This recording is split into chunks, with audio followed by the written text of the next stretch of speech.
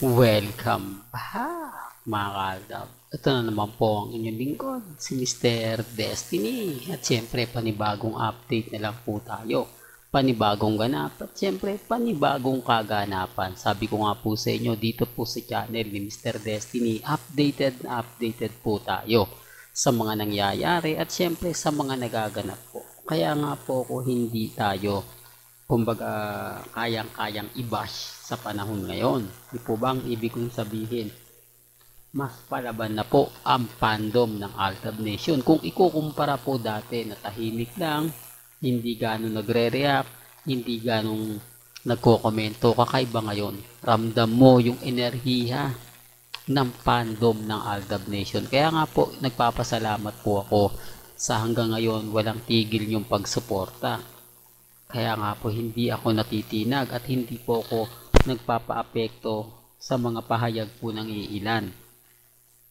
Yan po naman po yung ganti ko sa mga sumusubaybay at lagi nakatangkilik kay Mr. Destiny. Hindi po tayo maaari mapigilan kung ano po ang pinag-uusapan, kung ano po yung trending, yan po ang iahatid natin.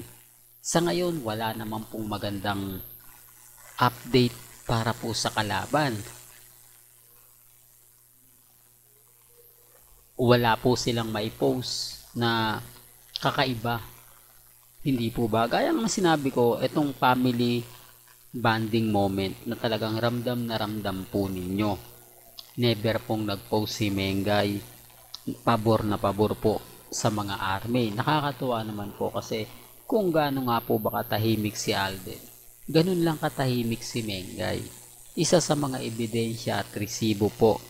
Itong sobrang nakakabingi nakaganapan kila Mengay at kay Alden na kung iisipin nyo mga kaaldab talagang kumbaga parang may mali ba? Kaya nga sabi ko sa inyo, wag na masyadong magpa-apekto pa, wag na masyadong kumbaga mambasag, wag nang mag-react ng keso ganito, keso ganon. Di po ba? Wala naman po silang maibabato sa atin. Wala naman po silang po pwedeng ipanama sa mga ina-update ni Mr. Destiny. Ang tanging sasabihin lang po nila, matagal na yan. Po ba? Paulit-ulit na lang yung mga sinasabi ni Mr. Destiny sa mga ginagawa ni Alden. Masisisi nyo po ba masisisi nga po ba nila tayo kung yun din naman po yung pinopost ni Alden? Kung binabalik-balikan pa rin po ni Alden ang mga bagay-bagay since 2015. Hindi po ba? Kaya nga sabi ko dun sa mga nagpapakalat ng hindi maganda, hindi kaaya-aya, okay lang po yan. Kasi iba naman po yung balita ng GMA. Iba rin naman po ang balita sa TV5. Doon pa lang po mga kaaldab, mararamdaman nyo na yung pagkakaiba ng mga pinopost nila sa mga ina-update ng iba, sa mga bumabatikos po at sa mga nakikita po nila. Wala pong katotohanan yun. Hindi nga po mabalita ng 24 oras Hindi nga po kumbaga makita kahit po sa mga website. Sariling update po yun ng mga cut din na pinopromote po ng iilan. Sinishare, baka nga naman po daw tangkilikin. Yung iba nagagalit sa akin, dapat hindi mo na yung pinapansin Mr. Destiny kasi hindi naman yan totoo. Ang ginagawa ko lang po sa mga kaaldab, sinishare ko lang po sa inyo na may mga ganitong kumbaga ginagawa sila na hindi po pinabatikos, bagkus hinahayaan pa nga po. Pero kapag ako nagbigay ng post, agad-agad nakikita nyo naman po yung mga pang-iinsulto, pangharas. Yan ang pagkakaiba ng totoo sa alam naman po nilang fake news. Kasi kung fake news lang po, hindi na ako papansinin Di po ba? Gaya nga po ng post nila na cut din. Alam nilang hindi yun totoo. Pero hindi sila nagre-react. Wala silang komento. Ang sinasabi lang nila, bagay na bagay yung dalawa. Yung tipong walang kritiko na magre-react.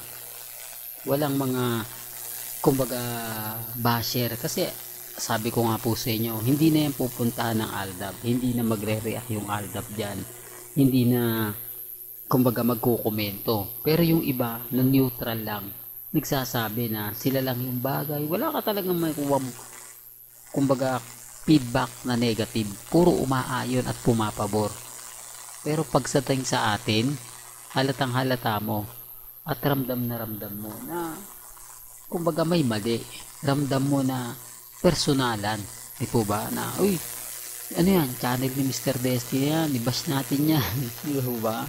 Talagang napakarami kong basher. Talagang masasabi natin na halos araw-araw nasa 100 po yung komento na hindi talaga maganda, hindi ka aya-aya, talagang masasakit at mahang. Dahil ayaw nga po nila na mabalitaan po ng iba. Sabi nga po nila, wag daw tangkein o silipin man lang yung mga post, mga update ni Mr. Destiny dahil puro fake news lang daw yun. Wala daw pong katotohanan. Kumbaga mga throwback video lang daw po yung pinapakita ko. Hindi naman daw po yun malaking big deal. Ang importante lang daw po, itong mga latest, itong mga kaganapan, ito yung mga pinag-uusapan. Remind ko lang po uli mga kaaldab sa mga baguhan, sa mga dumadaan po sa channel ni Mr. Destiny, sa mga kumbaga ngayon lang na nakatutok ang channel po ni Mr. Destiny. Puro Aldab Nation lang po ito. Since 2015, para lang po malinaw, hanggang 2019. Lahat po ng mga papasok ng 2020 hanggang 2025, hindi ko na po yan saklaw. Wala pong maganda at pabor na comment po na makukuha ko dyan. Kaya imposible po yung sinasabi nila na nagpaparami po ako ng subscriber. Wala na pong magsasubscribe sa akin. Wala na pong kumbaga baguhan o mga ngayon lang na tatangkilikin pa po ko. Wala na. Kaya imposible po yung sinasabi nila ginagamit ko lang po yung Aldab. Sila nga po nagsasabi sa akin na kumbaga mag-iba ako ng content para mas marami daw followers ang makukuha ko. Para marami daw pong tao ang masisimpatya at kumbaga tututok sa akin. Lalo na nga po kapag tinutukan natin ang isang artista. Lalong-lalo na nga po kapag may mga trending, mga viral, kung dun lang daw po ako pupokus, mas marami ang magiging subscriber ko. Taliwas po sa kwento ng iba. Ito yung sinasabi ko na hindi po akma o tumutugma yung mga sinasabi at pahayag po nila. Doon pa lang may mali na, hindi po ba? Kaya nga sabi ko sa inyo, sila Main at si Alden masaya na po yan. Hindi kami gumagawa ng mga edited kasi alam po namin, nakakampi po namin si Mrs. at si Richard Fulkerson, the real life couple. Alam nyo kapag binabanggit ko yan, maraming gigil na gigil. Maraming nagsasabi ng ano, pero bakit na andito pa rin po sila? Bakit po tinatangkilik pa nila si Mr. Destiny kung alam naman po nila na puro fake news lang ako? Hindi po ba? Doon pa lang may mali na eh. Doon pa lang masasabi nyo na alam mo naman Mr. Destiny kasi gusto nila pabagsakin ka. Gusto nila mawala na yung channel mo. Gusto nila wag ka na mag-upload para tuluyan na nga pong maglaho ang fandom. Pero never natin gagawin yan. Hindi po ba? Kaya nagpapasalamat po si Mr. Destiny. Hanggang dito na lang po ang ating latest updates. Kaya kung gusto nyo pa po ng pinaka-latest at sariwang update, abay tumutok lang po kayo dito po sa channel ni Mr. Destiny para updated po kayo sa mga bago at sa mga latest na i-upload po natin maya-maya lang. Kaya kung bago ka lang sa channel na to at isa kang true-blooded Aldab Nation na nagmamahal kina Mengay at Isoy, tama po ang channel na pinuntahan mo. Kaya consider na po kitang bagong subscriber at huwag mong kalimutang i-share ang mga video po natin sa mga mami, sa mga titas at sa mga senyor. Hanggang sa muli, salamat po sa panonood at pakikinig.